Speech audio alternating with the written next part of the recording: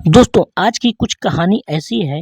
जब आप पूरी कहानी सुनोगे तो आपके दिल की धड़कनें तेज हो जाएगी और आप इतना ज़्यादा रोमांटिक हो जाओगे कि मैं क्या ही बताऊं। तो आइए कहानी को सुनते हैं। मैं वो दिन कभी नहीं भूल पाऊंगा जब मैं पहली बार अपने मालिक की बेटी प्रिया के साथ वो सब किया था। जब प्रिया पूरी तरह से वो होकर मेरे सामने आई, मैं तो उसे देखकर हैरान रह गया। वो बहुत ही सुंदर लग रही थी। इस पल का हम दोनों बहुत बेसब्री से इंतजार कर रहे थे। मैं कहा, प्रिया, अगर तुम बुरा ना मानो तो क्या आज हम दोनों वो कर सकते हैं जो हम काफी दिनों से करने की कोशिश कर रहे थे, लेकिन उसके लिए हमें कभी सही मौका नहीं मिला। तो प्रिया बोली, मैं भी यही चाहती हूँ कि आज की रात हमारी जिंदगी की सबसे प्यारी रात हो। दरअसल आज मेरे मालिक अपनी पत्नी के साथ 1 महीना के लिए अमेरिका चले गए थे और आज घर में उनकी बेटी प्रिया और मैं बिल्कुल अकेले थे। फिर हम दोनों थोड़ी देर बातें की, कुछ करने लगे। तभी प्रिया कहती है, अगर ये बात मेरे मम्मी पापा को पता चल जाएगी तो हम क्या करेंगे? मैं कहा, प्रिया, तुम फिक्र मत करो। अगर ये बात उनको पता भी चल जाएगी तो मैं कोई ना कोई रास्ता ज़रूर निकाल लूँगा, क्योंकि मैं एक नई बोतल की सील खोली है। वैसे आप लोग समझ गए होंगे कि मैं किस बोतल की बात कर रहा हूँ। दोस्तों, मैं कानपुर के एक घर में काम करता था।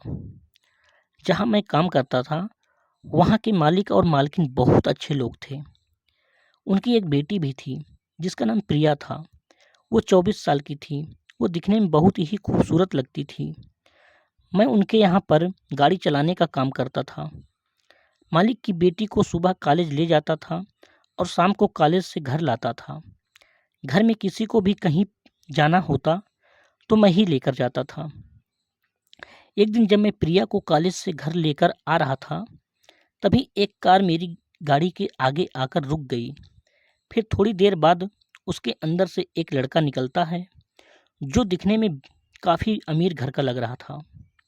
वो मेरी गाड़ी के पास आया और जिस तरफ प्रिया बैठी थी उस तरफ का दरवाज़ा खोलकर प्रिया को नीचे खींचने लगा। मैं पूछा, प्रिया, क्या मामला है और ये लड़का कौन है जो तुम्हारे साथ बदतमीजी कर रहा है? तो लड़का कहता है कि तुम अपने काम से काम रखो। उसके बाद प्रिया भी मुझे चुप करा देती है। फिर प्रिया उस लड़के से कुछ बात करती है और फिर वो लड़का चला जाता है। फिर मैं प्रिया को लेकर घर आता हूँ। मैंने सोचा कि प्रिया से कुछ पूछूं कि वो लड़का कौन था, लेकिन मुझे लगा कि कहीं वो इस बात का बुरा ना मान जाए, इसलिए मैं पूछना ठीक नहीं समझा। शाम का समय था, सब लोग अपने कमरे में सो रहे थे। मैं भी सोने जा रहा था, तभी मैंने देखा कि प्रिया छत के ऊपर किसी से फ़ोन पर बात कर रही है। उसके बाद मैं भी टहलते हुए छत पर पहुंच गया। मैं देखा कि प्रिया की आंखों में आंसू थे। वो रो रही थी। मैं कहा, प्रिया, क्या बात है? तुम रो क्यों रही हो? तो वो बोली, कुछ नहीं, बस एक सहेली थी, बात कर रही थी। तो उसकी कहानी सुनकर मेरी आंख भर आई। मैं कहा, क्यों? ऐसा क्या हुआ तुम्हारी सहेली के साथ? प्रिया बोली, जाने दो, बड़ी लंबी कहानी है। मैंने कहा, तो हमें कौन सी ट्रेन पकड़नी है, सुनाओ। उसके बाद हम दोनों वहीं पर बैठ गए और प्रिया अपनी सहेली के बारे में बताने लगी कि उसकी शादी जिस आदमी से हुई है वो बहुत शराब पीता है और रोज़ शाम को वो शराब पी के नशे में उसे खूब मारता पीटता है। धीरे धीरे 1 घंटा बीत जाता है। मैं कहा, प्रिया, अगर जीवन साथी अच्छा मिल जाता है तो ज़िंदगी स्वर्ग हो जाती है।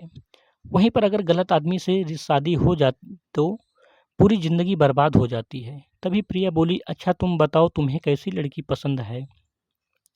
मैं कहा, मुझे तो कैसी भी चलेगी, चली जाएगी, बस वो मुझे बेइंतहा प्यार करे और कुछ नहीं। प्रिया बोली, अच्छा तुम्हारी कोई गर्लफ्रेंड है? मैं कहा, नहीं, मेरी कोई गर्लफ्रेंड नहीं है और कभी बनाऊंगा भी नहीं। प्रिया बोली, क्यों?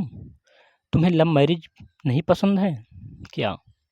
मैंने कहा, बिल्कुल पसंद है, लेकिन मेरा मानना है कि जिस लड़की से प्यार करो, जो जीवन भर तुम्हारा साथ निभा सके। उसके बाद हम नीचे चले गए। सुबह जब मैं उठा तो मालिक मुझसे बोले, अंकित, मैं और तुम्हारी मालकिन 1 महीना के लिए अमेरिका जा रहे हैं। कुछ काम है, तो तुम अच्छे से घर की देखभाल करना, और हाँ, मेरी बेटी भी यहीं पर रुकेगी, तो तुम उसका भी ध्यान रखना। ये सुनने के बाद मुझे बड़ा अच्छा लगा। मैं सोचा अब तो मैं प्रिया के साथ खूब जन्नत के नज़ारे देखूंगा। सुबह के 10 बजे मालिक की फ्लाइट थी, तो वो अमेरिका के लिए निकल गए। अब घर में प्रिया और मैं बिल्कुल अकेले थे। जहाँ तक मुझे लगता था कि प्रिया भी मुझे कहीं न कहीं पसंद करती है, लेकिन वो ये बात मुझसे कहने में शर्माती थी। शाम का समय था, मैं किचन में खाना बना रहा था। मालकिन के जाने के बाद खाना मुझे ही बनाना पड़ता था। मैं खाना लेकर प्रिया के कमरे में गया, वो सो रही थी। वो सोते हुए बहुत ही प्यारी लग रही थी। मैं खाना बगल में रखकर और प्रिया के पास बैठकर उसके सर पर प्यार से हाथ फेरने लगा। मेरे छूते ही प्रिया उठकर बैठ गई। मैं कहा, तुम खाना खा लो, फिर सोना। उसके बाद वो खाना खाने लगी और मैं बाहर चला गया। रात के करीब 1 बजे अचानक प्रिया चिल्लाने लगी। मैं उसकी आवाज़ सुनकर भाग कर उसके कमरे में गया। प्रिया दौड़कर मुझसे चिपक गई। मैंने कहा, प्रिया, क्या हुआ? तुम चिल्ला क्यों रही हो? तो वो डरते हुए बोली, मैं एक डरावना सपना देख रही थी। उसके बाद मैं प्रिया को शांत कराने लगा। वो मेरे सीने से लग गई। मैं उसे बेड पर बैठा दिया और कहा, अब तुम आराम से सो जाओ। तो प्रिया बोली, तुम भी यहीं पर मेरे पास रहो, मुझे डर लग रहा है।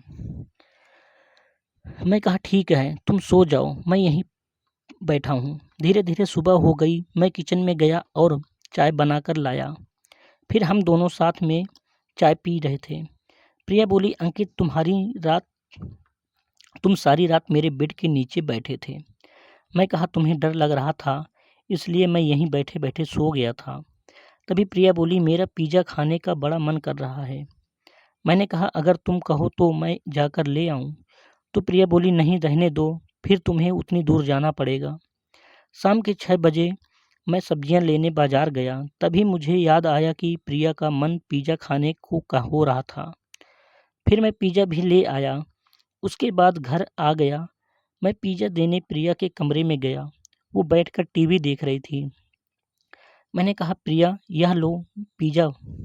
प्रिया बोली, तुम तो सच में पिज़्ज़ा ले आए। मैंने कहा, हाँ, वो सब्जियां लेने बाजार गया था। तभी मुझे याद आया कि तुम्हारा पिज़्ज़ा खाने का बहुत मन कर रहा था, इसलिए मैं ले आया। प्रिया बोली, अच्छा, मैं तुमसे एक बात पूछूं?